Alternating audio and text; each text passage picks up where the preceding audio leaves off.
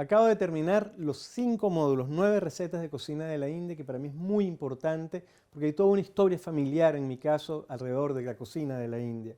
Quedó tan lindo, pero tan lindo, que le pedí al equipo de producción que cuando esto esté listo, el primer capítulo, este primer capítulo, se los regalemos completamente a ustedes. Si quieres más información, todo lo que tienes que hacer es entrar aquí en mi página web.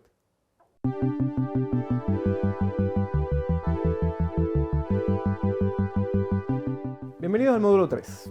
Aquí quiero que analicemos juntos también otra cosa que es muy importante cuando uno se está enfrentando a la cocina de cualquier cultura. Una de ellas es respeto a esa cultura. Uno está entrando a la casa de otra persona desde su propia casa y no es cualquier cosa tocar una puerta. Y eso no solamente lo digo para cocina de la India, lo digo para cualquier cocina. Cada vez que nosotros decimos cocinar, por ejemplo, cocina de Tailandia porque está de moda, cocina de China porque nos dio por hacer algún plato chino, cocina de Italia, cocina de Japón, cualquier cocina de cualquier otro país, uno espera también parte del respeto que uno espera hacia su propia cocina. Pero hay un hecho muy claro que es el gusto de la persona que está comiendo y hay otro hecho muy claro que es la despensa. Por ejemplo, para que me entiendan hablando de despensa en el caso de la India, en el norte de la India se trabaja muchísimo con una especia que a mí en particular me gusta muchísimo que se llama fenugreek. El fenugreek es una semillita como cuadrada, fenogreco le dicen también, más o menos amarga, que no es nada fácil conseguir en otro lugar. O, por ejemplo, entonces en ese caso no la usas, porque no tienes sustituto. Como que alguien quisiera cocinar con cilantro en un país donde no hay cilantro. Y entonces te pregunta, ¿y entonces por qué lo puedo sustituir? Pues por nada, porque nada se parece al cilantro. Pero hay otros casos que sí hay similitudes. Por ejemplo, hay un comino que se llama yeven, que se usa mucho en la cocina de la India, que bueno, no sabe exactamente igual que el comino nuestro, pero el comino hace de buen sustituto. De nuevo, hay que entender eso.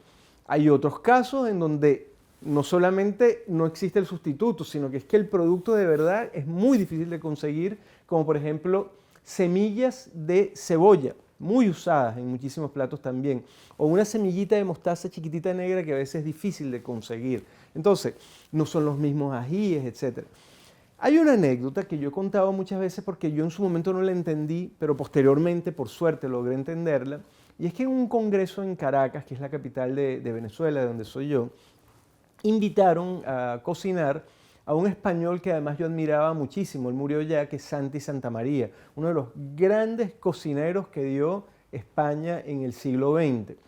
Cuando Santi Santamaría fue a Venezuela, que había una enorme expectativa alrededor de su visita en ese congreso, le preguntaron que a qué restaurantes había ido y él habló de un restaurante español. Y a mí me molestó porque yo dije, pero eres español, fuiste a mi país, Venezuela, y vas a ir a un restaurante español. Y tuve como la desfachatez de preguntárselo en público porque había una ronda de preguntas. Y él lo que comentó era, bueno, pero es que yo soy español y a mí me interesa mucho culturalmente entender cómo migra mi cocina por el mundo. En ese momento a mí me pareció una respuesta simplemente como una salida que había tenido ante una pregunta incómoda, pero luego me encontré en la misma situación.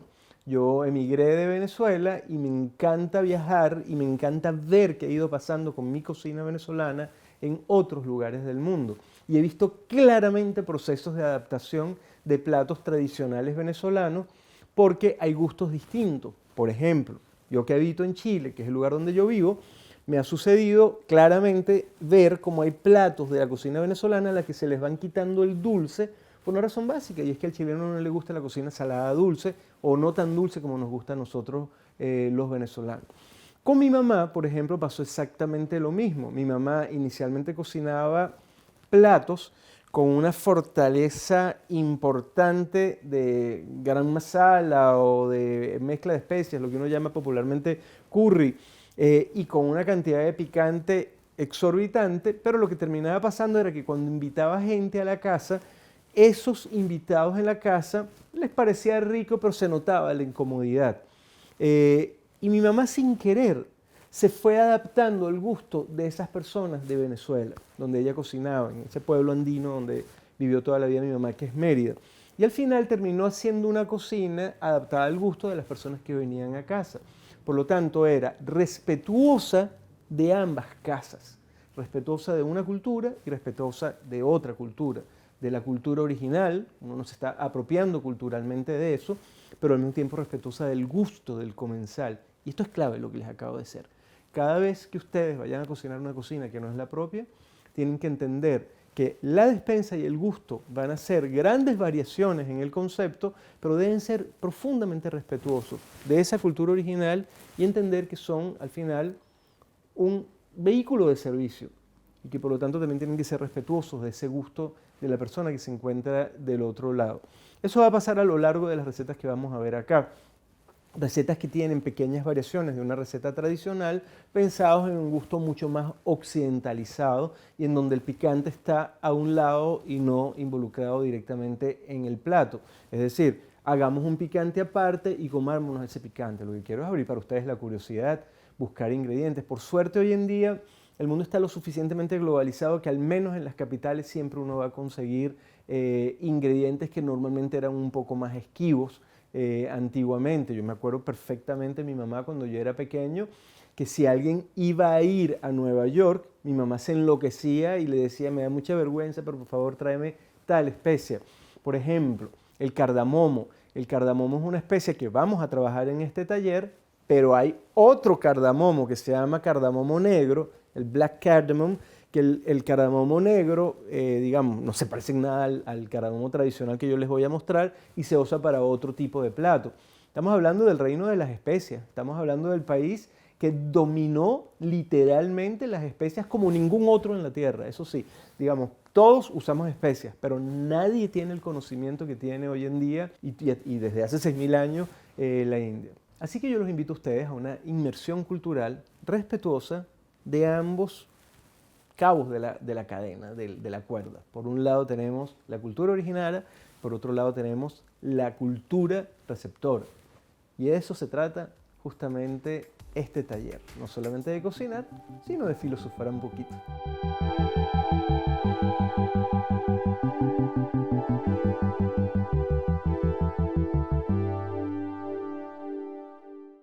Yo nací en un país que se llama Venezuela, pero mi madre llegó de la India en 1965. Por lo tanto, mi infancia fue mitad venezolana, mitad de la India.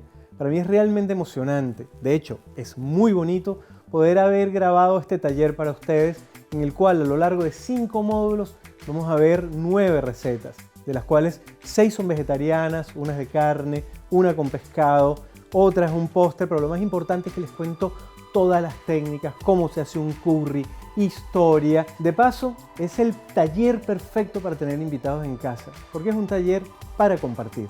¿Quieres inscribirte? Fácil, entra a mi página web.